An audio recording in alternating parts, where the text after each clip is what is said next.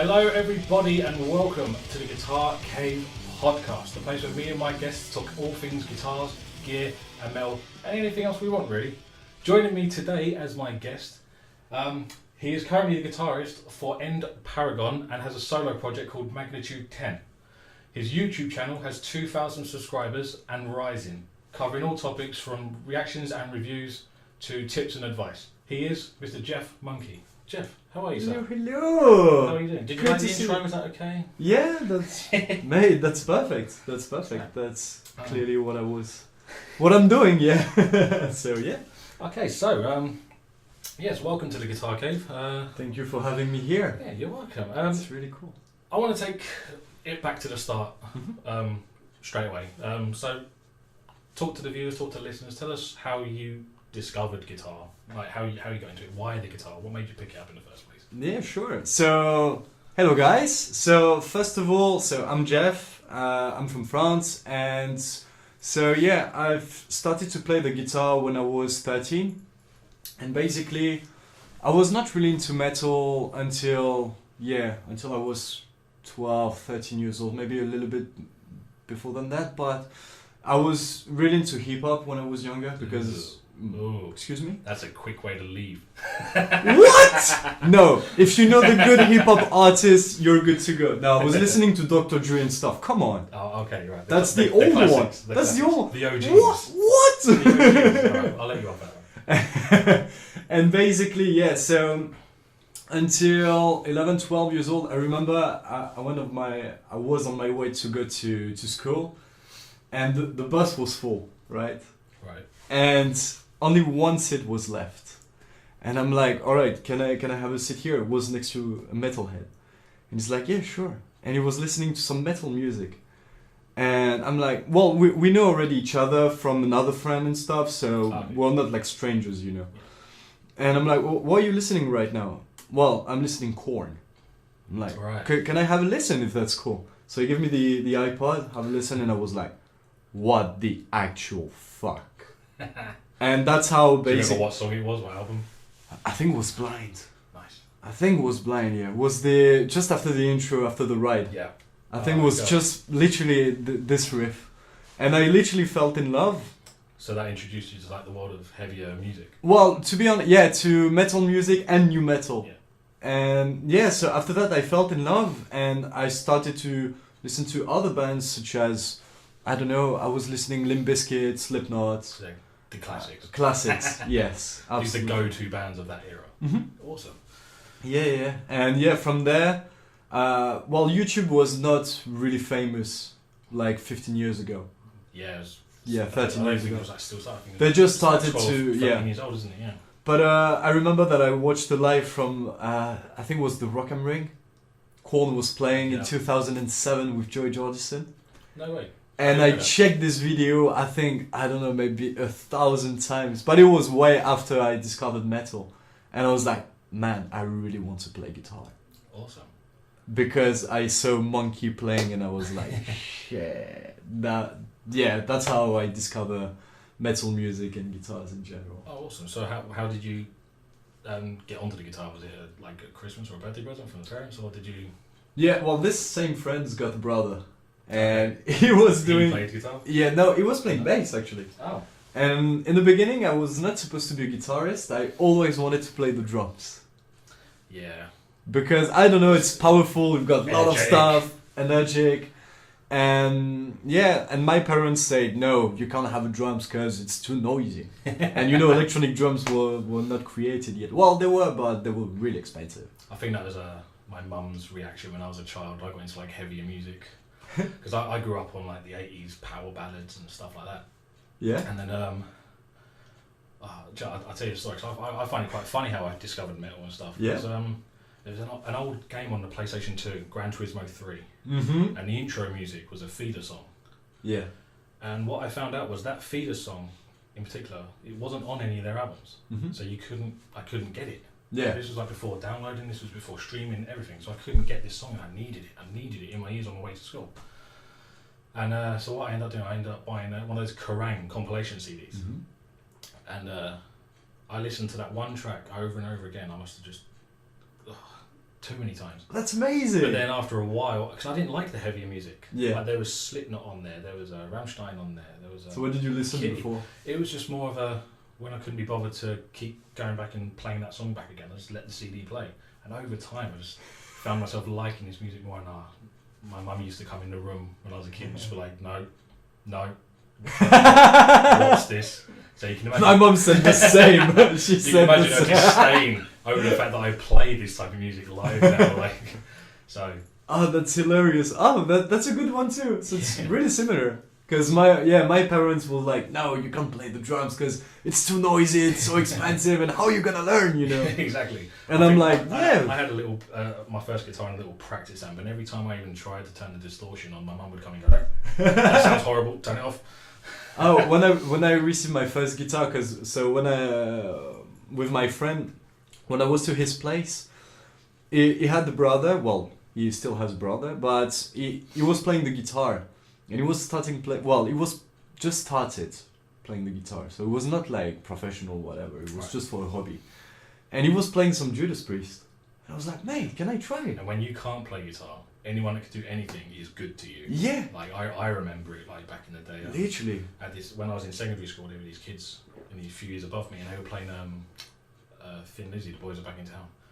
And it blew my mind, man. That's so like, cool. the fact that they could play that lick, and then, I mean, like, I got into guitar, and after a couple of years of getting into guitar, I tried to play it, and I still couldn't play it. So I used to look back and go, they really were good, because I still can't do this. But I got there in the end. That's so cool.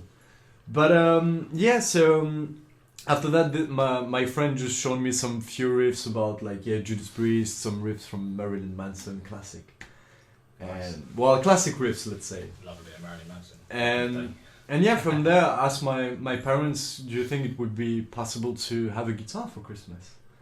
And they surprised me, and I received my first guitar on Christmas. Oh, that's awesome. And I practiced, every single day on my own, in my room. Do you remember what it was? I think it was a Stag. Yeah. You know, the black and white Stratocaster. Classic. Yeah. With the Stag and the green shitty one. Oh man, the Stag just had so many models. Stag could just, they weren't great guitars, but they could just pump out models all day long, couldn't they? Yeah. Like, you couldn't go into a music shop back then and just No. not see a Stag guitar. Like, there'd be like two You don't know which one was the cable or the guitar. Awesome. Alright, well, let's talk about the guitar you brought with you today. Yeah, sure. You told me some interesting facts before we started recording about how it's quite rare. Yes, that's a Vigier. So it's a French guitar company. So it's owned by the company actually called High Tech Distribution. Did you hear about that? Not heard of them, no. So this company owns Framers, Vigier, Warwick, and different other companies. It's a lot of companies, and depends on the country you are. They've got other brands as well. Like they're distributing Orange amplifiers in France and Schecter with this, and they used to do Hannibal. But I think they don't do this anymore. But I don't know. I lost tracks. And so that's a beautiful Vigier Excalibur, 6 strings. So do you want to hear about the specs, I guess? Yeah, I do, yeah. So, as you mentioned before, it's not a really common guitar. Well, in the UK it's not really common. In France a little bit more, but not even that, because people are not using Vigier for metal music, or they're more using it for rock. Well, I mean, you look at that guitar, and metal doesn't come to mind straight away. Yeah. Like when you look at that, I mean, it's very elegant. Classic. It's much more elegant than a metal guitar. Yeah, that's the idea. But plus you got that like double humbucker and a single coil setup, so obviously that as well gives it away. And that's why I love this, because as I want to say, I was born in metal, kinda. I was listening to hip hop, now metal. Metal is my life, don't get me wrong. But I also love music in general. I'm a huge fan of fingerstyle, reggae music, classical music. I love all genres. I could watch someone play classical guitar all day. Mate, I love it. I haven't got the balls to pick up a guitar and do it myself. Yeah, I love funk music. music. The crap out of me. Do you like funk music? I love the energy in funk music, in funk, because I don't know, you know about the chugs and stuff. It's really like fast. I think I have to find the right song to sort of like find the groove with it. It's not my go-to. Yeah. But if you show me a video of someone doing it, I will watch it. Yeah. I will absolutely watch it. But that's why about this guitar, because you can pretty much do any kind of music with that, and that it fits my needs. Yeah. Like, for example, yeah, I've got the Helix here. We can complete absolutely all the songs possible. Yeah. But on this one, yeah, you've got a VG Tremolo. So I was going to ask about it, but I was looking at it. Yeah, it's Tremolo. I've got the Whammy bar somewhere. It's very different style, isn't it? Yeah, because do you know why? Why is that? That's why I love it. Because you can change the strings normally. So it's still the string through body. Yeah, yes. You got cut any ends off. You just got like a half step here. So you can do a half step on your notes, and you can go as low as you want. Oh, cool. And it's still gonna be stable. And yeah, the pickups are, I think if I remember, it's the DiMaggio DZ bullshit something. I have no idea. I just know the DiMaggio classic. Does the job. I'm not a huge fan of it, but I'm happy with that at the moment. Well, classic, volume, tone, and you've got the switch here. Cool. So you've got 5 switches. yeah, 5. So you will get the bridge here. If I do on the second position, it will be only those 2. We'll try to, if you want to watch it as well. It's gonna be those 3 in the middle. Then one more. It's gonna be those 2, and then neck the cup. Awesome. And do you use those pickup configurations much? Yes. Obviously, I would style the music I play. I don't really. Not as much as I used to, yeah. Because when I was in university, I did music university. Right. In France, so we were playing a lot of different genres. African music, Indian music, classical, funk, reggae. Yeah, I love a bit of Indian music. I love like Bhangra and Konakol. Yeah. There was a band at Tech Fest the year just gone, Project Mishram. Yes, I heard about it. They was so good. Yeah, really? And I think they've been invited back this year, and I'm like, as far as I know, it's the only band to be invited back to a festival 2 years in a row because they blew up that well. They was just so good, mixing that Konakol, that Indian classical singing with modern metal grooves. And it was so awesome. Man. Oh, it was nice. So awesome. I loved it when it was just. It was fusion, but it was just done so well. Like that could have gone so wrong in so many ways. Is it the same style as like the Aristocrats or something, but more genty? Yeah, pretty much. Cool. Yeah, because I think I heard about them, but didn't pay attention. I definitely recommend people check them out. Project Mishram. And yeah, so it's just like classic configuration here. But one thing that I need to show you, well, actually 2 things, because this is absolutely not common on the guitar. Right, you piqued my Did you notice this part? I did notice. I was going to ask about that. Yeah, the nuts sitting above. Yes. What's that? Just an extra fret? No. Yes. Well, yeah. It's a fret 0. Fret 0. Okay. Yeah. So I've never seen this before. So talk me through it. So it's basically, I'm just gonna use this. I need the pick. Here we go. We should have done ready before we started recording. Basically, if I do, for example, like this, it's just gonna be a real note. Right. For instance, it's like you do bar chord here on the top. You see. So you do. You can play chords above. No, you can't play chords, but it's the same. Like it will be the same notes, but like the real notes, not like stopping here by this part. You know what I mean? I know, it will be an actual note. Yes. And it's so it's almost like its own true temperament kind of thing. Absolutely. Awesome. Absolutely, and I love this because when you do like open chords or whatever, it's just like really cool. You just change the channel.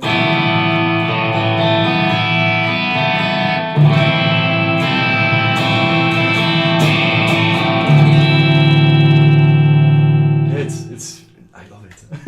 let me hear that humbucker and single coil mix. Yeah, those 2? Yeah. I want to hear what like, that sounds like. Yeah, it's more like, maybe with volume. Volume would help.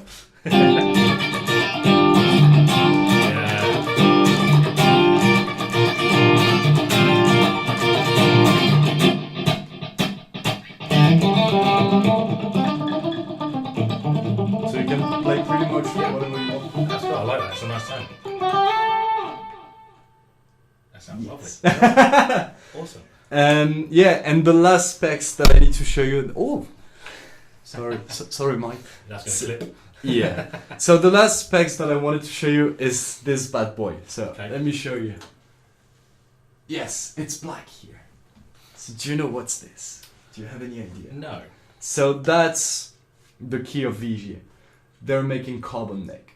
Carbon neck? Yes. Okay. So this is composed by 90% of carbon and 10% of wood.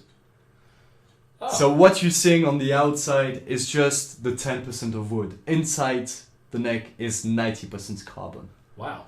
Okay. So, which means in a regular guitar, like, I don't know if solo are using this, for example, but in a regular guitar, if you've got a truss rod who's connecting between the body and the neck, Yeah. make sure you've got connection, or you've got screws at the back to fix them, but anyway, just to make sure like all the tension of the strings will be perfectly stable.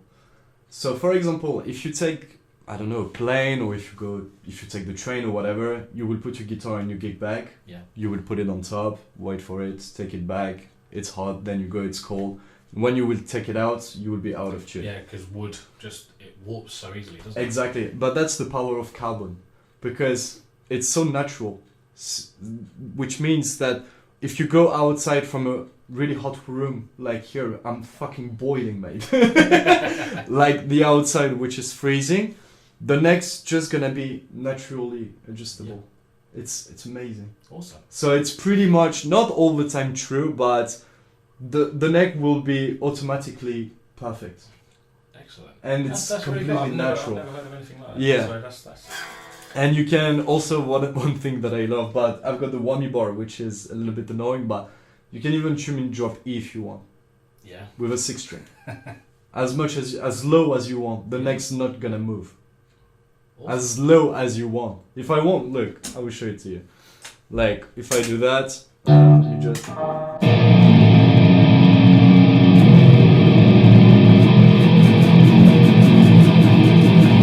You just need to change the string. Yeah. You can put like, I don't know, 1280.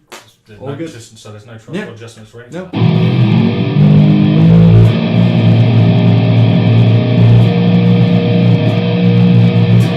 Yes. And that's a good thing though, because like no one likes adjusting truss rods. No one likes doing it. I think probably 90% of players don't even adjust them. I think I only started adjusting them myself probably about a year ago. Like, well, because I had a guitar that just... You don't need to! I had a guitar that needed it, and I was just like, I've got to learn how to do this now, because it's the only way I'm going to fix this. I kept playing around with the bridge and the saddles and the nuts, and I was like, no, it's the truss rod. I had to come to terms with it being the truss rod.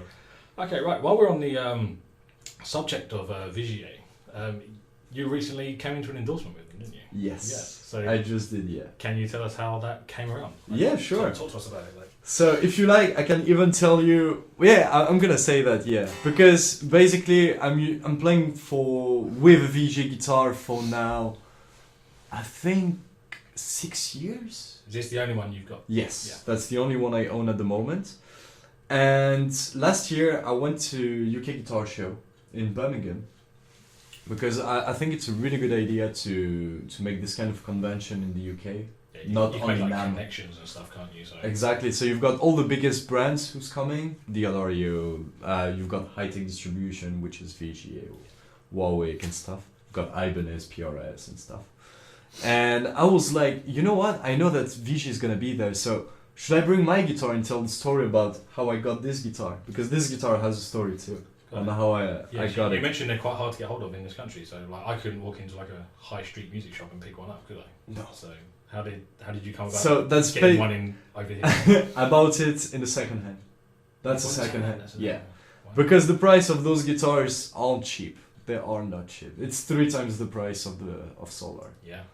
Well, it's almost 3 grand. There's a lot more. It's 3 grand brand new. Into it. But yeah, so neck you mentioned. yeah. And so basically, I found this post on the internet where a guy was like, "Yeah, I'm selling my VG and stuff for this price." I'm like, you know, I'm just gonna send a text and see if I can have it like a little bit cheaper. So I sent a text, and the guy was like, "Yes." Wait, what? Yeah, sweet. Yes. And basically, done. he sent me everything. I've got the gig bag as well, and that's the only VG Hiscox gig bag they ever made. That bag. That's the only bag unique in the world of that type in existence. Yes. That's pretty cool. Yes.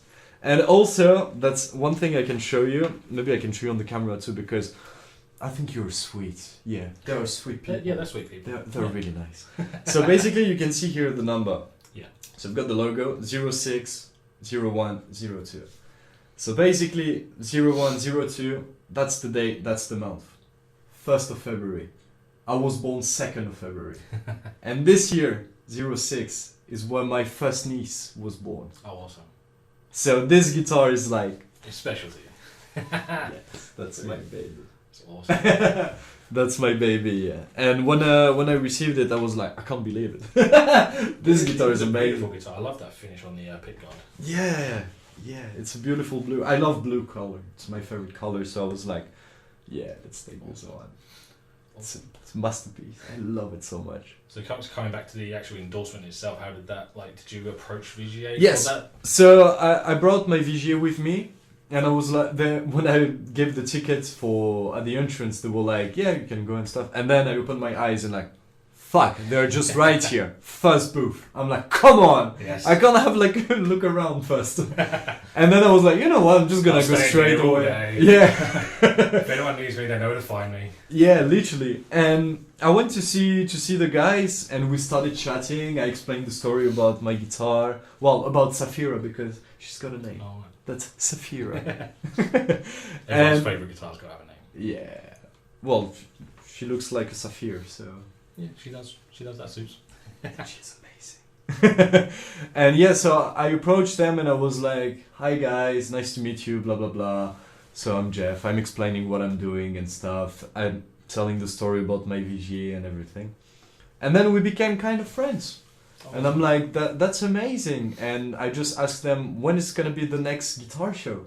And they said it's going to be in London. I'm like, mate, just tell me when. I would love to come and say hi, just, I don't know, even as a friend. I was not looking for endorsement, to be honest. I don't really care. Just keeping that contact. Yeah, it's just like, you never know what's going to happen. Yeah, it's like me with solo guitars. Like I bought one, I fell in love with them, and I got in contact with them, and I'm in regular contact now. So that's amazing. That's the beauty of music, because you're meeting so many people. So many people. And but so many cons too.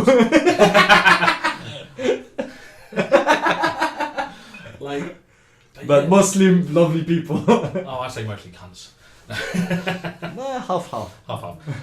60-40. Okay. And yeah, so basically to make a long story short, I went to UK Guitar Show in London. So they were here. First thing we did, big hug. Awesome. So to say hi and everything. And then one of the guys... established. Yes, literally. And basically one of the guys from VGA, Thor... Yeah, we call him Thor. Thor, okay. Thor. And... I'm fine with that. Yeah. And basically, he's smoking. And I'm like, do you want to come for a cigarette? Because I was here all day and I'm like, if you want to take some fresh air. It was lovely weather and stuff. Going outside, talking about NAMM, because the VGA is doing NAMM every year, which is amazing. Awesome. And I'm like, yeah, I just wanted to ask you, what do I need to do to get an endorsement? It's just to get all the requirements.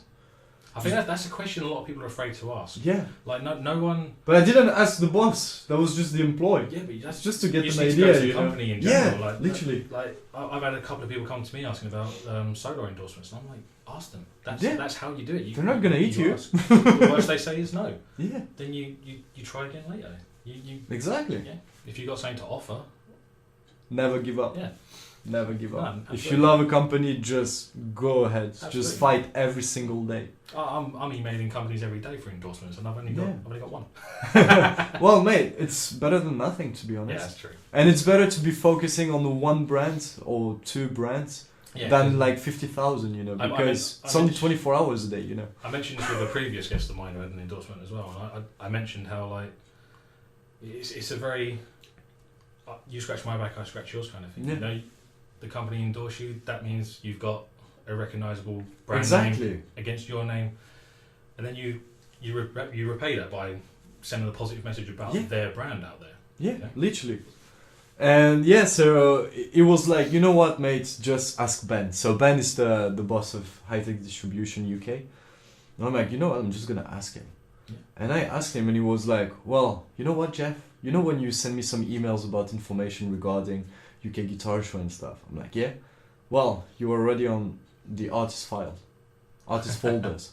I'm like, what the fuck are you... What? Are you serious? You don't go straight to their spam folder. Literally. You're straight to the inbox. And I was like, so does it mean that I've got an endorsement with you? And he's like, yeah, Excellent. You do. I love your motivation and stuff, so...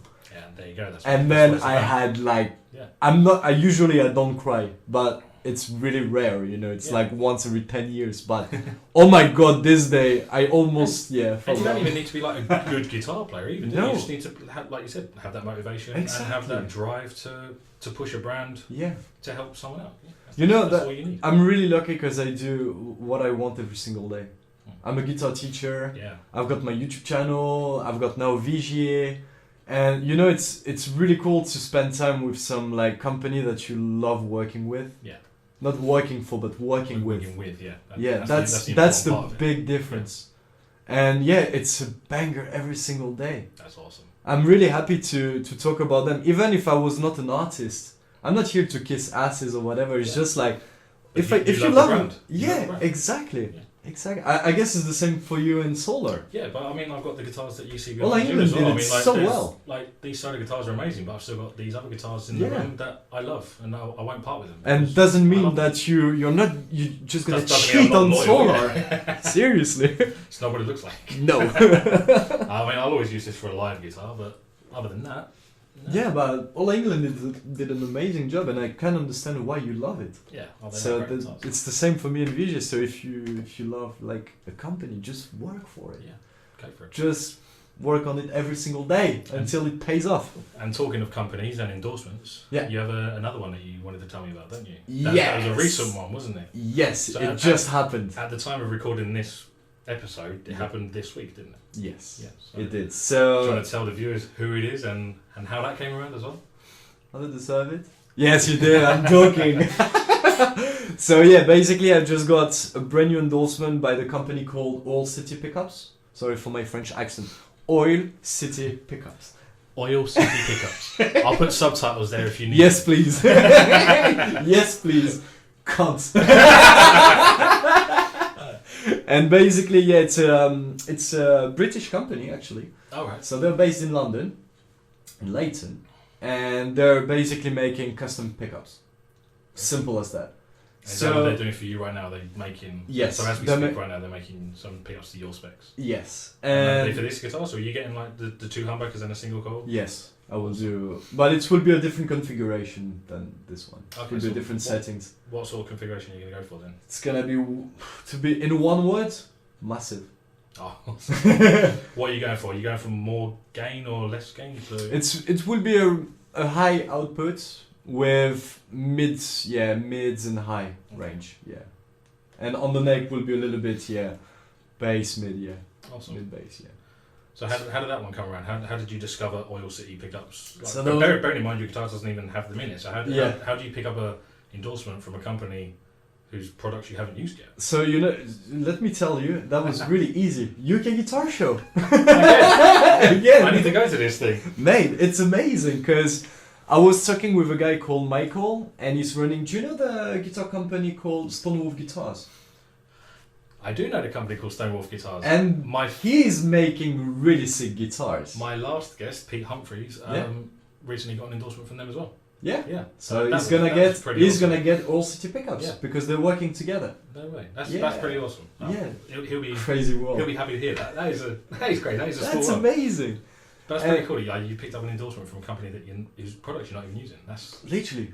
pretty awesome. Literally, because I met them the first year. Yeah, I think it was 2017 or 18. Shit, I can't remember. I think it was 2 years ago. Yeah, I went to the first one in London where I've met Peter Strauss for the second time. Yeah, that was the one. And I tried the... Little name drop there, Nita Strauss. Yes. the Hurricane Nita. Oh, yes. She's amazing. And basically, yeah, I discovered the booth of Stonewolf. And I was like, man, those guitars look sick. Just gonna have a spin around, Just gonna grab a guitar, play around, see how it goes. I'm like, sweet, nice to meet you. Take a business card to get like Instagram and stuff to keep tracking, Yeah. And the second time I went to UK Guitar Show was in Birmingham. And they were here as well. And just in front of them was All City Pickups. And I went for a smoke because I went on my own. And I'm like, I'm just going to take a smoke, take some fresh air. It's really noisy out there. So the moral of the story here is, if you smoke, you can get endorsements.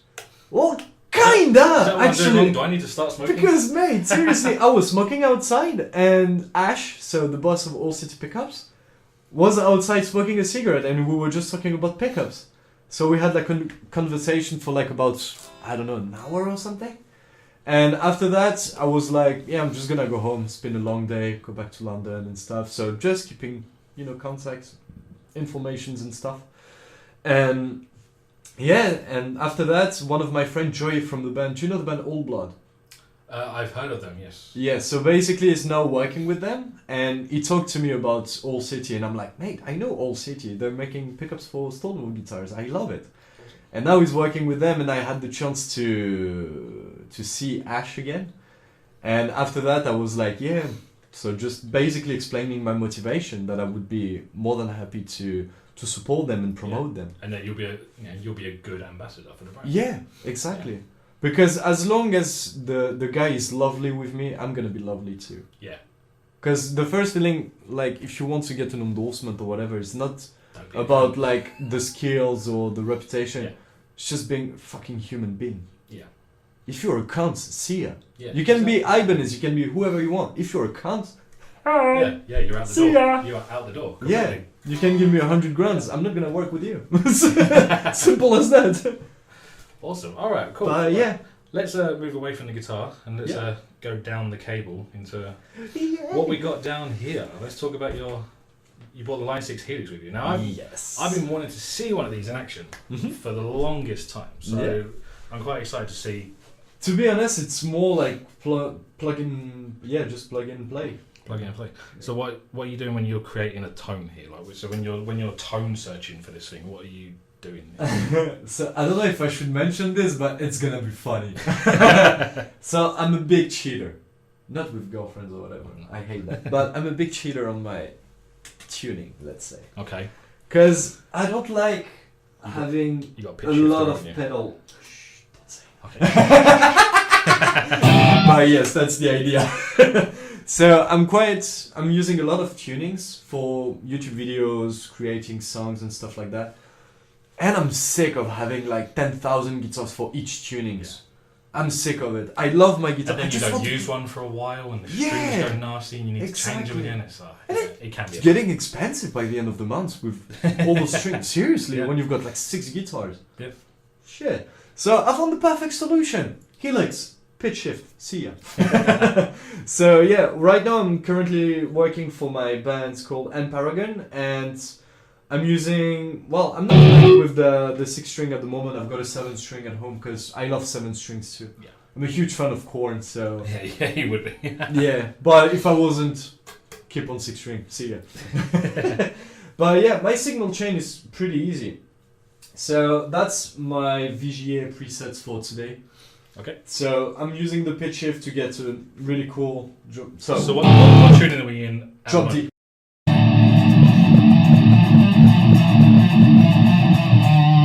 Basically, it's classic. Yeah. Really classic. But what I love is this. Now, guess the tuning. I'm going to say it's drop A sharp. It is. Yeah. Well fucking done, man. Did I mention it before? No. I played in drop B with one of my old bands for many years, and I was like, that sounds slightly lower. But do you play on 6-string or 7-string? No, in Charybdis we play on 6 strings. We play in drop C. Oh, really?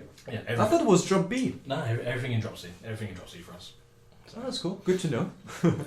Yeah. Oh, that's nice. But yeah, I understand like your the pitch shift because obviously I use the Kemper and the Kemper's got that too. So if I do using the Kemper at home if I do want to pick this up and I think I'm a bit bored of drop C and I want to play something like my old band's stuff. I just put pitch shift. Yeah, exactly. It's so easy now with the technology. And it's much easier with the Evertune as well because now. So what do you think about Evertune? Because I heard a lot about it. Oh, what do you want to know about Evertune? What do you want to know? Well, I know it's you keep your tuning at all time, but it's just about like. So I mean, I think a lot of people are scared of these. Like I've spoken about this before. But that's why I'm asking. And I was as well. Yeah. It's kind of like skeptical. More skeptical than scared. Any guitarist will probably remember the very first time they saw a Floyd Rose. Yes. Everyone, you were like, what? How do I change strings in that? How do I? Literally. And it was scary. Yeah. It's kind of the same with the Evertune because it was like, everyone started getting used to Floyd. It's new technology, yeah. Yeah, and then the Evertune came along and it was like, oh shit, how do I use that? But no, I absolutely love it. So, I bought this guitar. So the Evertune equipped solos are a little bit more expensive, but fortunately when I was guitar shopping for this one, I had the extra money, so I went for it. That's cool. And it came in standard tuning, and bang, perfectly in tune. It came out of the box, strummed perfect. What? Like I even plugged it into a tuner and everything. The needle didn't move. Out of the box, halfway around the world, the needle didn't move. So the Evertune, it does its job right out of the box. Yeah, that's amazing. So of course, first thing I did, obviously, changing the strings, changing gauges, and I went straight down. What gauges are you using? I completely fucked it up. Well, I'm using 1052s on this. I'm using the Ernie Ball skinny top heavy bottoms. Oh, cool. Because I like the lower strings to stay nice and stiff when I'm riffing. Yeah. Especially on the Evertune, you need that. But I like to have the.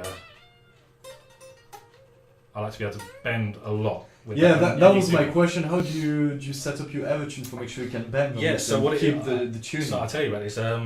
So the weirdest thing about it is like, so I restrung it, I completely fucked it up. I had to refer to the Evertune site to get this thing down to drop C, because I was like, and that's when you realise each individual saddle is what tunes to each note. So obviously we've got a C here, and if I want to change the tuning, I get a little key and I put it in there and I twist it, and that's how you change it. You don't change the tuning. So if I wanted to change strings on this now, I could literally just take that out, put a new string through, and all you do. So if I can I borrow your pick for a second? Yeah, sure. Where's your pick? Yeah. So you notice I'm moving the machine, but it's not changing tune. Yeah.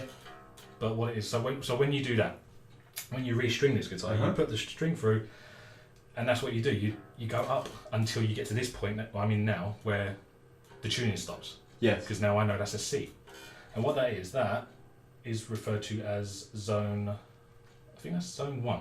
All right. That is where the strings won't bend. Oh, I think they are actually at the moment. So there we go down. Oh, so you're basically adjusting your bends, basically. So if I fret the 5th, I can bend it and it doesn't bend. So it's not bending. That's crazy. That's what the Evertune is doing. The Evertune is keeping that string in tune in real time. That's crazy. I love it. If you want to have it so you can bend, all you do is you keep tuning up until you get to a point where obviously the tension wins over the Evertune, and you will get to that point eventually. There, then you bring it back down to the C again, and then suddenly. What? and that's how it works. And that's amazing. And then that's referred to as zone 2. All right. So, but I mean, the Evertune is a lot less scary than a. Yeah, it's just get used to it, I guess. It's so easy because it can. Well, I wouldn't say it's a pain in the arse. It's very easy to set up, but it does take a while, and you do need to know what you're doing with it. And it's like everything. When I first tuned this down to drop C, I was getting a lot of intonation problems on almost every fret with that string. Almost every fret I was getting intonation problems. Popped on the Evertune site, and back here is your intonation screws. Yeah. Literally just a little, like maybe 2.5 turns until eventually it went away, and now it's not there anymore. There's no fret buzz, there's no nothing. It was just a simple turn of the screw. That's amazing. No neck adjustments, no nothing. So, and that's a good thing about the Evertune. I mean, you mentioned with the carbon neck how it keeps everything kind of where it needs to be. Yeah. It's kind of what the Evertune does. The Evertune on the bridge. On the bridge part. If I take this out in cold weather and then bring it into hot weather and the wood warps, doesn't matter. I will still take this on stage and it will be perfectly in drop C. Yeah. Which is that's really cool. Yeah, but the thing is, you can't have a whammy bar on your Evertune. That's true. I mentioned this in the last episode, right? There you go! I said, if Evertune could come up with some sort of floating tremolo system... Mate, I'm buying straight away. They would be...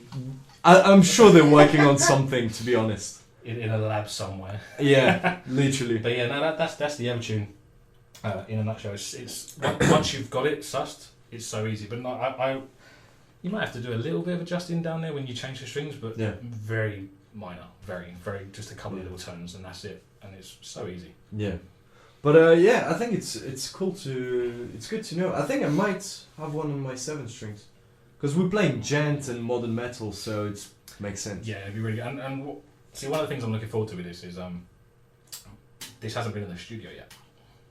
I haven't recorded with this properly yet. I mean, I've recorded a few things at home and stuff like that, but I haven't would be easier. Properly recorded. So I'm looking forward to getting this in the studio. And so, like I said, if you're doing like maybe a fast tremolo pick riff, you can drop it down into zone 1, and you won't have to worry about your fingers bending the note. Yeah. As long as you're fretting the right note, it's going to stay in tune. You don't have to worry about that little minor bit. And that can make all the difference. That can make all the difference. Of course. And it's especially great when you're in band practice. Well, And especially in studio. And something doesn't sound right. Yeah. And then someone goes, oh, something's out of tune. And you go, it's not me. Yeah. You know it ain't you. No, for practice it's fine, but it's in terms of studio because it's gonna save a lot of time. But it's the confidence this gives you as well. So when I first got this as well, I was still checking the tuning maybe about the first 3 or 4 times I took it out of bag for a practice or a gig. Yeah, to get used to it. Ever since then, I haven't. I have not checked the tuning once before a gig. Ever. Even Bloodstock. Second stage at Bloodstock, big show, I didn't check the tuning. Man! I knew I didn't need to. I set up everything on stage. I went backstage. I picked up my guitar out box on my, and that was it. Done. You don't need to check it at all. It's brilliant. If I do that, I'm gonna be fucking paranoia. But I love tuning my guitar. I don't know. It's just like something that I enjoy. You know, just to make sure like all my notes are, you know, tuned and stuff. I'm gonna have a quick tune right now. You see, it's out of tune. Oh. I don't even know. I don't even know what a tuner looks like. You've got a Kemper, I will show you. Yeah, show me where my tuner is. I don't know where it is. I just changed the strings, so yeah. Here we go. What strings are you using on that one? The Audio NYXL 1046. Oh, cool. Comfortable. It's really good. Because if it's 942, it's more like chewing gum. Yeah. So, you know, it's really... a bit too dainty, isn't it? Yeah, it's really soft. Have you ever played an 8 gauge? Well, I'm scared it's horrible. to... It's like playing fishing line. Yeah. Like No, to be fair, that would be a great idea to play like, if you want to play like fretless. Yeah, that Could be the same sound. Yeah. I tried once and I was like, oh, I can do some like notes on fretless guitar. Awesome. Alright, cool. Well, we're going to take a break there, guys. But during the break, we're going to have a playthrough of, what is it, Glaring Realities? Yes. Yeah, from Jeff's band, End Paragon. We'll see you after the break.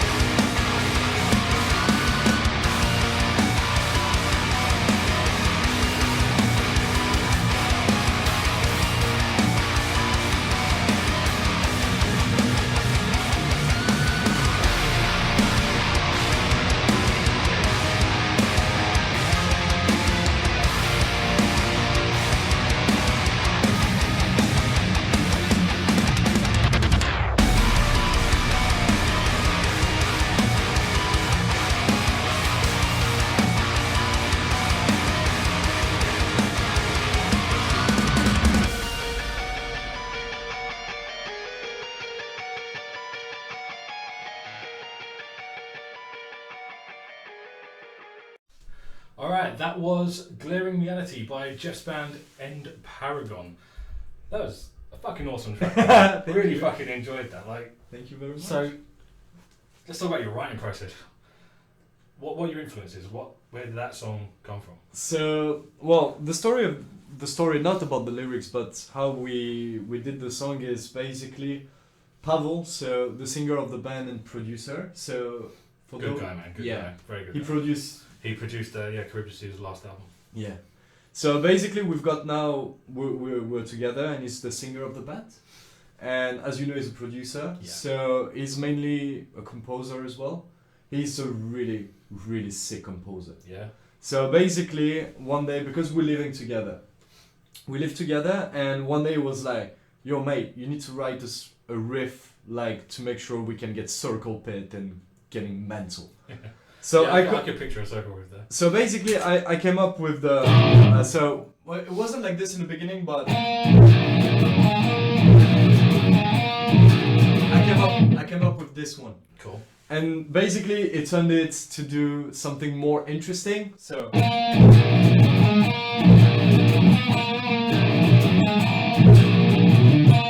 So it's way more interesting, you know, because I'm not a really big composer. I like to keep the riffs really simple. Yeah, sounds like kind of like me, because that's what I do. I will write a very simple. Yeah, because it's not like a thing that it's not that I don't like. It's just I don't have a lot of strength in there. Right. So I'm true. Well, I've got a paddle at home. So basically, I'm just. Who needs skill when you have a paddle? Yeah, basically, but he's got a really beautiful touch in terms of composing. So. He basically mostly composed all of the songs. Oh, awesome. So this riff came from me, but the rest of the song, except he's very good at taking a seed of a song, and just grow it. Literally, He'll plant that seed and he'll grow it. He's got an amazing ear. Not ear, here. He can hear where things are going. Yes, kind of he knows exactly where he goes, and he can hear the song before the actual mastering. Yeah. Which is amazing. I don't know how he's doing that. To be honest. And yeah, so that's pretty much how we did the first EP, because we're preparing an EP right now. Cool. So it will be a 5 songs EP. And yeah, mostly Pavel did it. Is that going to be set for release later this year? Or? Yes. Cool. Yes. You guys gigging at the moment, or are you going to wait for that? Not at the moment, but some stuff are coming. It doesn't sound like you're too far off it. Yes. So is that a demo, or is that the final track that you just played? So that's just the backing track. Yeah. And that sounded... so for those at home who don't know who Pavel is, and he's a producer, and you can hear by that track alone and he's how full it sounds. Yeah. It sounds awesome. And also, talking about Pavel, I just wanted to mention that he is one of my best friends. And yeah, I love him so much. But to be honest, we love Pavel. Before with Magnitude 10, it was just the duo. So we were just drums and guitars, and it was just instrumental. And Pavel came to me and he was like, "I think it would be better if you can get another guitarist and a bassist." So I was like, "Do you want to play the bass then?" Because I know he can play pretty much everything. Yeah. So he was like, "Fuck yeah, we'll do it." Yeah. All right, so we started doing it. And then one day, I was pretty busy because I think it was at the same time I just joined from Whence We Came. And basically it became really overwhelming, so I kind of, not dropping Magnitude 10, but I was more focusing on one. You had to kind of put it on back burner. Yeah, exactly. Yeah. And I remember this day, I was eating. I was in the kitchen just eating regular, I don't know. And then Pavel came to me and he was like, "Jeff, can I talk to you?" I'm like, "Yeah, sure. What would you think if we can have a band together? Because Magnitude 10 is my solo project and I want to keep it as a solo project." But he was like, not using Magnitude 10 as a solo project, but doing a new band together. Right. And I'm like, you know what? With a full lineup and gigging and everything? Yes. Yes. With full lineup, everything. And I'm like, you know what? You've got the skills. I know, we know a little bit about industry of music, so to promote ourselves and stuff. So yeah, let's do it together. Awesome. So I love you so much, Pavel. You guys have got your own name out there. I mean, a lot of people know who you are. It's a very recognisable name. Yeah, it's a brand new band. Know who Pavel is, so you've already got that thing where it's like, okay, cool. You've got interest before you even started. Yes. Yeah, I think that's a good thing. I mean, I don't think anyone knew who I was before I joined Charybdis, but now a lot of people in the London area know who I am, and I don't know these people. Yeah, that's amazing. Yeah, that's so- amazing. One day we'll have this So, skill. but like, I mean, touch wood. I mean, hopefully, this will go on for a long time. But like, should it Yeah. happen, I plan to use any sort of notoriety I do gain. Not saying I'm getting a lot, but any that I do, any small amount of notoriety I get, Yeah, I'll take that with me. I'll put it into a new band. I'm like, right, okay, here I am. Here's what I'm doing. yeah, Kind of thing. exactly. You got to go with that. Exactly. But yeah, and the thing is with this band, what I love the most, it's we're still looking for a drummer though, but we're all friends. Drummers, get in touch. The Guitar Cave Podcast at gmail.com if you want to come for an audition. Yeah, literally. But the most important thing for me is not even about music or whatever. It's the friendship. Oh yeah, Because absolutely. you Gotta have can't that. run a band if you're just thinking about business or whatever. Yeah, and I think If you don't have fun, it's boring. because I used to think when I was in like the early days of, even before I even started doing bands and stuff, I used to think to myself like, you see people leaving these big bands, and when you're naive and a bit younger, you look at that and you go, why? Why would you leave that band? Yeah. But then you sort of start to understand why. Then you've got the get into it backstory. and you're like, yeah. Yeah. And you don't even have to learn about their story. You kind of have your own story, and then you're like, that makes sense. Because there is the business. 'Cause side you've of got it. the It does- backstory. It does get serious. Yeah. It does get serious. I mean, like, unfortunately, like our guitarist Matt, he had to step away from Charybdis. He didn't want to. It was a very hard decision for him to make, but he had to for his own personal reasons, and it's not an easy thing to do. Sometimes you Yeah, have of to do course. it. Because keep it like fun. It's music. That's why I And I love think that's what was music. important. That's what was important to Matt. I think he got to a point where he loved the band, but it wasn't fun for him at that particular moment. There you go. I think it was the best decision for him. Yeah, absolutely. And I would do the same if it ever became not fun. Yeah. Just walk away. Exactly. Because music is fun. That's why I love what I do. You just pick up your guitar and have fun. That's why I've got guitar. I get a lot of stick off people for like the fact that I only play metal. I get a lot of that. So I'm not like, I don't dive into like a lot of acoustic stuff. I don't dive But into who a lot cares? of gent or hardcore. I'm just like Doesn't I matter. like my death metal, but I'm like when I pick up a guitar, that's what I want to play. That's Exactly. what makes me happy. That's why you pick up the guitar, Exactly. to play the things you like. Exactly. Not to impress people. I don't care about impressing I don't. people. If they say that's cool, that's impressive, I'm happy for that. But I don't care. You just pick up the guitar and have fun with it. Awesome. That's why I love guitar. Well, and music in general. Yeah. So yeah, it's Awesome. really cool. I'm really interested to know about where the name came from, End Paragon. Like, where did that come from? Because I quite like that name. To be honest, can I be honest with you? Go for it. I have no idea. Who came up with the name? I'm really bad at names too, you know. So guess who came with the name? I'm going to say Pavel. There you go. Now, because he submitted this kind of stuff with a diamond. So the emblem of the band is a diamond. Yeah. And the story of End Paragon is like when I don't know if you dig to find diamonds or something like that. But I don't know, I found the name, I was like, it's cool. I like the image of the band, so let's go for it. Fair enough. I'm really easy to work with, so Yeah, I like it, I'm I love the I think I'm concept. too easy. So Yeah, my sometimes old it's a band, bit, yeah. on my first band, I'll say my first band, like me and my friend formed it, and we were arguing for weeks and months about the name. I didn't like anything he was coming up with, he didn't like anything I was coming up with. The drummer mentioned one name, and we just went with it. We was like, right, if it stops us arguing, fuck it. It was a shit name, we hated it. Oh, we didn't like it. You mentioned From Once We Came as well. Yes. So, what happened there? Because I saw that you've joined them, and I was like, oh, cool, these guys have got fucking Jeff Munky in the band. I was like, that's pretty awesome. And then I didn't even know that you parted ways with them. I looked on there one day, I was like, oh. Yeah, that's the thing, because I think, to be honest, because I've seen you playing with the Black Dahlia Murder, you played in April, right? Yeah, April last year, I supported Black Dahlia. So basically, we recorded the music video Enigma from my other band Magnitude 10 in June with David. Yeah. And I've seen that video actually, yes. Yes? Yes. Did you enjoy? Yeah, Dave sent me that video. Oh, cool. Did you do some of that in his garage? Yes. Yeah. Yes, that was in the garage. But that was really cool. And so I think I joined the band in that was around June, I think. I'm really bad at dates. It wasn't really long after. Like, No. You're referencing the Black Dahlia show that I did. Yeah, it's in Like, this period I between know it April wasn't and June. Long after that. Yeah, but I think I started discussing about that with David because I was looking for a videographer for this music video, Yeah. and I got in touch with David, and So we were talking about like the script, about the music video. I was still working on the song and everything. And then he offered me the opportunity to join the band. Oh, And I'm like, well, to be honest, I've got my band already. I don't want to do a lot of stuff right now, but please feel free to send me your songs. I'm happy to listen to it. And who knows? You know, just it's cool to hear like so all the kind people. of like a right place, right time kind of thing. Like Yeah, kinda. You were in contact with him at the same time he needed the guitar player. Literally, So it just kind of yeah. Okay. So he basically offered me to give it a shot. So we had like a few practices, only him and I.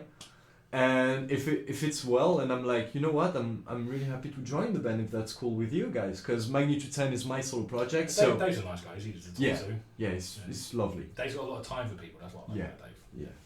And basically, yeah, I joined the band. I start learning all the songs and stuff. I'm still in good contacts with them. So, but yes, after that we played. No, that was that was around April, I think I joined, because we played Camden Rocks Festival in June. That was in June. Yeah. Yes. Yes. So we played at the Dev. I remember that. That was my only gig with them.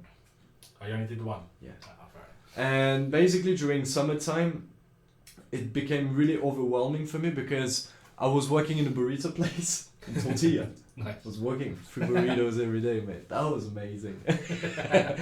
And so I had my full-time, well, that was a part-time job, but I had my students, which is almost 20, it was almost 20 students a week, plus the burrito job, plus the YouTube channel, plus Magnitude 10, plus my other new project was coming up. So it became overwhelming for me, and I really needed to step back.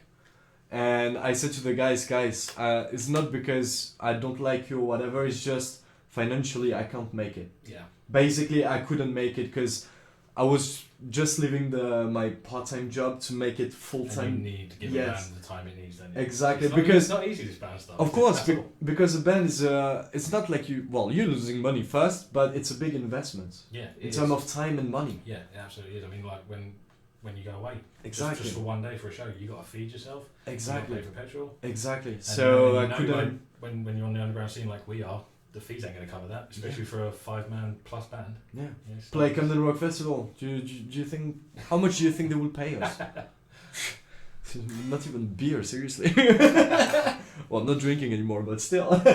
But yeah, so after that, I've decided I just joined them. I don't want to screw them. I don't want to go further, because the more you wait, the worse it's begin. So yeah, I think it was better it for me to leave the longer you leave it. And yeah, I was still working on the songs and stuff, and I'm like, guys, I think you're better if you're only you four. You don't need one more guitarist, to be honest. That's what I told them.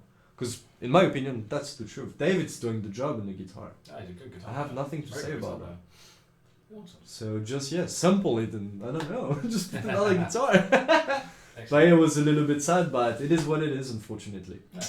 Well, It is what but it is. you've got your own things to work on. Yeah. That's all going on. As long as But as long as I'm it's no still bad blood. supporting them. They're still my friends. I'm more than happy to see them.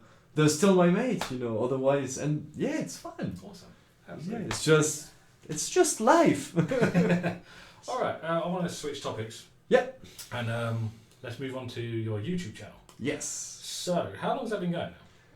I opened my YouTube channel back in 2011. Cool. And have you been like pumping out videos constantly the whole time, or is that more of a new thing? So in the beginning, to be honest with you, that was my way to track my skills on the guitar, to improve my skills. So just make a I can see why video that would work. like for a cover, because I love playing covers. I used to, I still love it, but sometimes it's a pain in the ass because it's really horrible to learn the song. My trouble is I'll do a cover video and then I'll never play that song again. That's the thing, because you've playing so many songs that you forget the riffs like instantly. I That's watch crazy. some of my old covers of like other songs and I look at them and I know it's me playing, but I'm like, wow, how's he doing? I Literally. forgot it. But yeah, so I opened my YouTube channel back in 2011, and I was uploading about, I don't know, maybe twice a month. It's just to, as I said, just keep tracking, and also like as a portfolio, because continuity, isn't it? yeah, exactly, and just like as a portfolio as well, in case like a band is looking for a guitarist in my area or whatever, Just send a link. Yeah, exactly, Nice exactly. and easy. And from there, I was just uploading like twice a month. Sorry, and then I moved to London. So when you move from a country to another, So when did you move to London? I moved back in 9th November 2015. So 4 years ago. Yeah, not that long ago. Yeah. And so, you know, it takes time to get your mark, learn a new language and stuff. I'm still learning every day. I love it. What? Cunt. Son of a biscuit. I'm gonna take... I don't care. I'm gonna take you, Yoshi. But yeah, so it takes time to get your marks and stuff. So I was like, I'm just gonna leave it for a while. Once I will be ready, I'm just gonna get back to it. So from now 2017, I just focused on this. Is it kind of like a overnight thing? Because obviously, like, so I've seen your YouTube channel. I've seen you do your reaction videos. I've seen you give. Did you like it? Yeah, I love your reaction videos. Really? Awesome, yeah. Can I be honest with you? Yeah. I don't know why people love it. I'm making reaction. I know that, I'll tell you one thing. I do have one problem with reaction videos. It's too much sometimes. No, it's not the reaction videos in general. It's even though it's a brilliant song, it's that Pisces by Ginger. Oh, that song has been out for so long, and even the other day I went on my YouTube and it came up suggested video, Ginger Pisces reaction, seriously? and it'd only been uploaded like 2 weeks ago, and I'm like, bullshit. Bullshit. This is the first time reaction. You know what you're listening to. It's just to and get you some know click. why you're listening to It's it. just to get some clicks. Fucking Seriously. clickbait motherfuckers. Yeah. So how did you go from like doing guitar covers to thinking, right, okay, I want to upload more regularly, and then go to doing different types of videos? What spurred that on? So I figured something out that covers is great, but I'm also human. So I really wanted to get rid of my fear of the camera. So I was like, you know what, reaction videos working really well. So why not discovering new songs and at the same time sharing with other people? Because I love sharing. I love sharing with people what I do. I guess they're a little bit easier as well, because you're not really talking to the camera, are you? You're more talking to what you're looking at. You're still reacting. Sometimes, like, I think it was on the Falling in Reverse reaction. I don't know if you've seen this one. I uploaded like a couple months ago or something. And I'm really not into this band, but I was like, what the fuck? This is cool. So that was really spontaneous. But yeah, when I'm watching other reaction videos, sometimes it's too much. I'm like, come on, seriously. Yeah, some of them can go a bit over the top with the reactions, because they're putting on the faces, like, something weird will happen that they're not into, because it might be like a guy who's into hip hop listening to metal, and then he'll put all these faces in, like, it's too much. It's too much. But yeah, I've decided to show my face and start talking to people, because why not? And how about the growth? I mean, you're sitting like nicely at what, 2,000? Bit more. I think 2,090 subscribers last time I checked for you. I think it's around about that. But like, has that been like a steady increase, or have you noticed it's been going up faster with the more content you're uploading? It's quite steady, to be honest. Yeah. It's quite cool, because the more video you're uploading, the more views you get. Basically, the more exposure. 2,000 is not a number to like scoff at, is it? It's not a number to. I mean, in the grand scheme of things, with the world of YouTube being what it is now, I mean, it's relatively small, but you're still light years ahead of. Yeah, I think I'm having like. I think I got 100 subscribers. Oh really? Yeah. Well, you know what? It's the most difficult. Oh, absolutely. 100 subscribers is the most difficult. From 100 to 1,000, it took me 12 years. Yeah, but you were not uploading every day. No, I wasn't. That's the thing. I think I uploaded a lot of videos back in 2015. That was probably my heyday. I was doing a lot of guitar covers then, because I wasn't doing anything musically at the time, so I was like, that's how I was keeping my foot in the door with guitar playing. But I've been lucky, because I got like some viral videos. So you were talking about reaction, but I did a reaction of Slipknot. I think was Solway Fath, the new single from the latest album. And I think I did like 40k views on this video. No way. So it became like... Did you do anything to help it do that, or did it just kind of... Nothing. Oh. Well, I just recorded when the song came out, because I was at home and then I received a notification on my computer to say, new Slipknot is available. It's early, isn't it? Yes! Yeah. Let's do it! And yeah, recently, I think the last one I did, who became viral, was the new Bring Me the Horizon one. Because, I will be honest, I don't like this band. I used to like it in the beginning, like when they were like deathcore and stuff. Like But now it's the just Pray for Plagues era and stuff like that. It's a yes, good song. yes. And I was like, you know what? I'm just gonna give it a shot because it doesn't matter if they're doing this or that. I'm just gonna listen to it and get my own opinion. And I started to do this reaction, and I think I did like 50k views or something. That's what it is. It's about getting there early. Isn't Yeah, it? So and you've people got- are looking for that stuff. People are looking for like people's reactions. And you know what? In this video, I loved it because Ollie was screaming. Was he? I haven't listened to it, so I don't Yeah, know. he's screaming again, and I'm like, wait, what? Did he had like a surgery or something? in his throat or what? He's gone back to scream. Yeah, so I was like, oh, that's a big surprise. So you see, it's keeping the thing interesting, Awesome. and yeah. Like so, lastly with your YouTube channel, like Yeah. what's your goal with it? Where do you want? Is that something that you want to have it? Do you want it to take off and be your thing, or is that just, or is it just something you do for fun right now? To be honest, I'm not judging everything with money or whatsoever. If I can have a takeoff, I won't say no, to be fair. But right now, I'm more like thinking more about myself. More like, what do I want to do in my life? And I know that I love helping people. Like, for example, I don't know, how to create a riff, how to upload your music in 2020 on like Spotify and stuff like that. Appearing on someone's podcast. Appearing on someone's podcast. Thank you.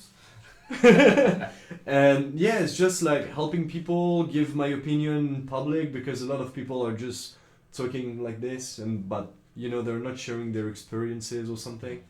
And I feel like, yeah, why not? I love YouTube. It's the only social media that I love. I love YouTube. I mean, I'm spending my life on YouTube. I love it. I haven't watched like regular terrestrial TV in about 7 years. Yeah. Because I TV. live on YouTube and Netflix and a couple of other streaming services. Because Fuck TV, except PS4, because I love PS4. Netflix, there. But yeah, YouTube's great because you got all these ordinary people like you and me making stuff out there Exactly. that people want to watch.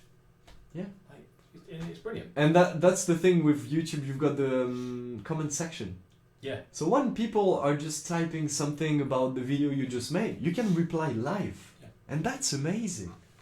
Because you're sharing your experience, they're sharing their experiences with you, and you can help each other. You can over and over again. As well. Yeah. Absolutely. Plus, you find things that you didn't know you was into. Yeah. Like that's what I like about it. I mean, there's a channel that I watch, and it started off with this guy he was doing comedy skits using Grand Theft Auto 5. Yeah. Oh, that was brilliant. Like that would never make it onto TV. But it's on YouTube now, it's getting millions of views. It's and amazing. I tune in every time. Every time it uploads, boom, I'm watching it as soon as I can. And one thing also on the comment section relative to reaction videos, because on all my reaction videos I'm asking, there's always people like and reacting to your reaction. Yes, like what kind of song would you like me to react on and stuff. So sometimes I'm receiving so many comments. I'm just copy and paste everything on the page, on paper or whatever, and then I'm just gonna go through all of the songs just to discover them, and I'm like, fuck, this band is sick. I discovered so many bands with my subscribers, mate. It's insane. Yeah. Like A Sense of Purpose. No, not heard of this. So it's I don't know what, I think they're American or something. I didn't check the story, but I listened to them on Spotify because one of my subscribers gave me the name of this band, and I'm like, just gonna have a listen. And I'm like, fuck, this is good. And so now I've got like some songs on my playlist, on my Spotify playlist, that my subscribers gave me. That you would never have found otherwise. Exactly. Awesome. That's fantastic. Alright, cool. That's why I love YouTube. You should be on YouTube. YouTube's awesome. Yes. This will be on YouTube. You're watching this Leave a comment. on YouTube now. Leave a comment if you agreed or not. Alright, so a couple more topics that you wanted to bring up. Was I feel like we could bring the next two up in like the same sort of category. So you wanted to talk about workout and alcohol. Yes. Which yes. You know, I'm here having a beer. Yes. But Jeff doesn't drink. Mate. I've only just found this out today. So not because I'm not drinking that I can cheers with you. Yeah. Cheers. Cheers, and cheers to you guys. So what's the thirsty? What's the reason behind the not drinking? I mean, I wish I didn't drink, but yeah. So yeah, it was. I've been drinking. Well, not a lot, but since I'm like 16 or something, like normal. Young. Yeah. Well, no, 16, not a lot. Just like few beers here, few beers here. But then I moved to London, and I came on my own. I don't have any family here. I didn't have any friends or whatsoever. So I was like, you know what? I really want to make some friends or whatever. The easy solution is to go to a bar. Yeah. So it's a social having a pint, just talking with people, blah blah blah blah blah blah. And then I had a really nice time. I've met so many people in my life which I'm still in contact with, so I love them so much, you know. And by last year on my birthday, I started to feel a little bit more, let's say, not angry but grumpy. Right. Yeah. Moody drinker. Kind of Yes. Thing. And it became really overwhelming for me. I couldn't like not being drunk and just like being normal, you know. Right. It was too much. It became too much. Like, I don't know, you're drinking, you have a guy who's just walking like this, you're like, I just want to kill you. You don't even know this guy, seriously. I don't want to waste my time with that. And after that, so I noticed that on my birthday, so I carried on drinking, and in August, 4th of August to be exact, was my last drink. It was on a birthday, on a friend's birthday, and I woke up with a massive hangover. And I'm like, you know what? I was in my bed, and I was like, you know what? You're gonna move soon. Your part-time job, music's gonna be your life. It's not gonna be easy. It's gonna be a long road. It's gonna be a long road. And I'm like, I really want to be focused. I want to smash it, you know. Because one thing I hate in life, you know what is this? It's just to have a fucking boss. I can't have a boss. No one can. You don't want to answer to anyone. No. So I was like, I really want to work on my own, for myself, do whatever I want every single day, not being in a cage. So just gonna fight for it. And then when I woke up, I was like, you know what? That was my last hangover. And then I quit drinking. Oh, that's excellent. That's a really... Yeah, to be focused on music, on guitar, on you guys. That's a really powerful message, Dan. No, that is good. So, what about the workout aspect? So, of course, like they kind of go hand in hand because obviously alcohol's not good for you. So, like, you want to talk about working out. Yeah, of course, because I think, well, when I was younger, I did a martial art called Taekwondo. Ooh. So, I think you know. Yeah, don't fuck with Jeff. No, it's fine. It's fine. So no, basically I did about almost 10 years of Taekwondo, and the thing that I used to love in this martial arts, or any martial arts, is the discipline. Yeah. Once you've got a discipline, anything can happen. Anything. If you want to get an endorsement, if you want to play live, if you want to do this. No, but seriously, I believe in that. Yeah. And I was like, you know what, I really want to do martial art, but I really want to get back on my feet, you know, like physically on my shape. And I was like, you know, I'm just gonna start to go to the gym. So I started to, I think it was just after the first week I quit drinking, I went back straight. Nice. I was like, you know what, I'm just gonna dope myself in the gym. Quitting drinking does help a lot with like that side of it. Well, to be fair with you, I'm working almost 15 hours a day, Monday to Saturday. So you have to handle it. Yeah. Because I've got the channel, I've got my bands, I've got my students, I've got my online courses who's coming up, I've got the YouTube channel. So you know, it's a lot. Yeah. Every week is a lot. Yeah. And all the business part as well, because the business part takes 80% of your time. So about practicing and stuff, it's just taking me like 20% because I need to leave, you know. And I need to handle this kind of days because it's literally 15 hours a day. I'm waking up at 5 a.m. and going to bed like at 10:30, 11 p.m. every single day. Wow. To make sure that, first of all, I'm happy every morning when I'm waking up. Yeah. Like, yes, can you imagine you wake up and you do whatever you want? Can you imagine this feeling? That would be a nice feeling. I mean, I'm still... That was my dream. Stuck in that place where, you know... I mean, I'm very happy with my career. I have a full-time career, so I'm happy with that. But like, it's still not what I want to do. Yeah. You know, I'm happy with it. I'm good at what I do, and I enjoy what I do. Yeah. That's the most important. As long as you enjoy what I want to do. Yeah. So I'm working towards it. I'm working towards it myself. That's cool. I'm taking the steps that I need slowly, because as and when I can. We've got one life. Just do the fuck you want to do. To be honest, it was one of my dreams to be independent, like working for myself, and just like be free. You're free. Sounds like you know? You're on the right path to that. Absolutely. Yeah. So. And the other bucket list was Fiji, but I had it too. That's cool, man. I'm like, it makes me happy to have you sitting here and telling me how much of a good place you're in. Oh, so that makes me feel good. So like, you know, thank you. That. So yeah. Trust me, it's really good. If you want to, you just have to set this in your mind. you're like, all right, I want to quit my job in 5 years. Just fight every single day for it. Yeah. It's like working with a band. It's like working for a guitar company. It's like working on a YouTube channel. Just fight every single day. It will just fly by. I mean, my 20s are gone, and I don't even know where they went. Yeah, but your 20s are gone, but you're not gone yet. So just I'm smash it every day. I'm still. No, but yeah, gym is really good for me because it's good for mental health. So you know, when you're a musician, you've got all the struggles that other people don't have. Yeah. Because in my opinion, arts in general are kind of special jobs, to be honest. It's not the same pressure and stuff. Don't get me wrong. I think like if you're working in a bank or something, it's not easy, but it's easier. Yeah. In a way, because you're dealing with one thing. When you're in music business or YouTube or independent, you have to deal with so many things every single day, and you have to be mentally prepared for any worst case scenario, you know. Yeah, and that comes back to that discipline you mentioned. Exactly. Just to make sure, no, if something wrong happened, you know what to do. Yeah. You're not like, oh no, I'm gonna be my man. Bring me the whiskey. No, it doesn't work. Like, just go fight for it. That's the key of my new resolution. So it has been now 6 months. Excellent. Yeah. Well, I wish you all the best with that. Oh, thank you so much. Thank you so much. I think we've got one more topic that we need to Yeah? discuss and bring up. And, I had my suspicions. You know? Let's talk about your name. My name is Jeff! I had my suspicions. If someone say that in the comment section, I'm gonna kick your ass. Seriously. Now,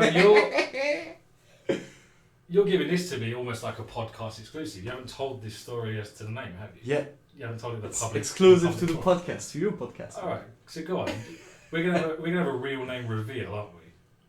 Do you want to tell us where the stage name came from first? Where Jeff Munky? I think we all know where Jeff Munky came from. But if you want to know my real name, I think we should discuss about the price. That's not negotiable. It's not gonna be free. No, I'm kidding, of course. No, well, so, Jeff Munky. So, my real name is... Do you want me to say it in French or English? Both. So, Geoffrey Poge in English and Geoffrey Poget in French. So, Geoffrey Poge. Yes, that's my real name. Okay.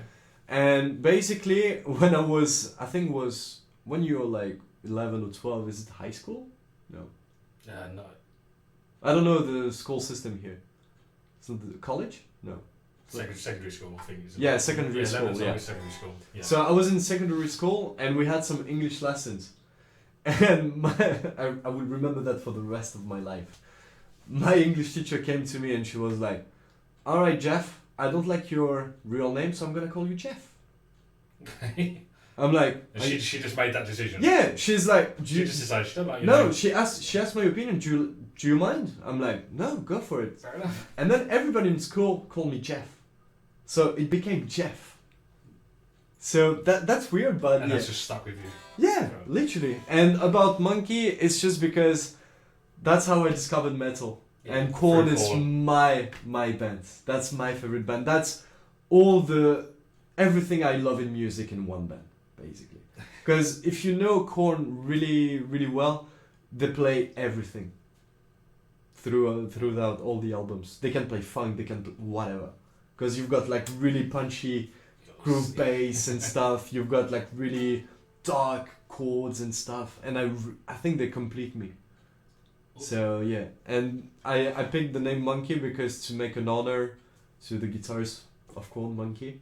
Because I love his style. I don't know, it's not like shredding or whatever. It's unique. When he's moving on stage, you just see like a pile of dreadlocks just going to your head, and it's like, wow, that's so cool. And it's not like shredding and stuff. Don't get me wrong, I love shreds, but it's not something that I love. It's the attitude on stage. Yeah. Like when you see Munky live, you're like, you know it's Munky. Yeah. But when you see the guy, you're like, yeah, he seems really chill. But when he's on stage, oh my days! We all are. We're all different creatures on stage. Yeah. At the end of the day. Yeah, literally. Oh, awesome. All right. So yeah, that's the name. Okay, well, on that bombshell of a reveal, I think we're going to end it there. I'd like to thank Jeff for being my guest on today's episode and all his positive energy and positive messages. I hope you take something away from that. I'd like to thank our associates Solar Guitars and Evertune for their ongoing support in the podcast. And a big thank you to you guys listening out there wherever you are. Thank you for tuning in, and we will see you in 2 weeks' time. We're going to end today's episode on Cloak and Dagger from the same band, End Paragon. Yes. Yeah? Awesome. So here is Cloak and Dagger by End Paragon. See you guys in 2 weeks' time.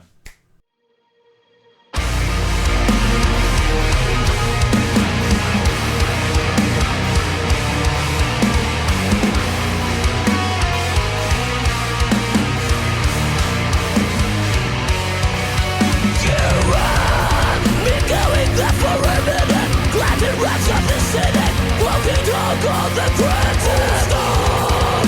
Feel the frown of my spirit, lost my voice for a minute. No one else will be witness. I'll stand in the eyes of my grave. I'm gonna run away to escape. This place is an emission from the sin of my faith. The only thing that I will keep will be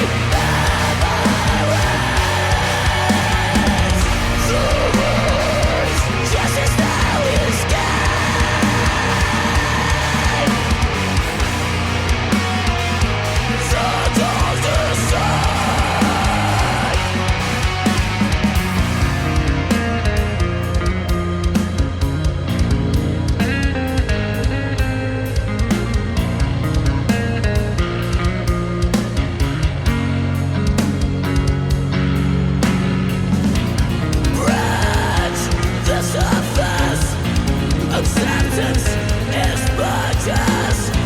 So fighting a purpose, share the worst from the worthless. On earth, distrust the light, build the spurs, different paths, points. The world will fucking let you alive. So scared inside, proud to resist the flight, 'cause no one can fight a fight. That's why I love rebel.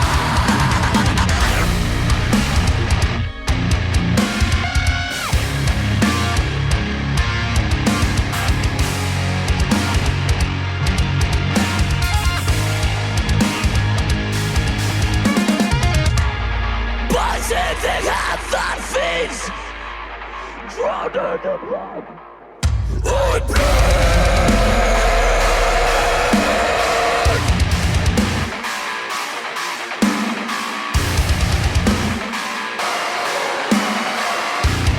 Drowned in the blood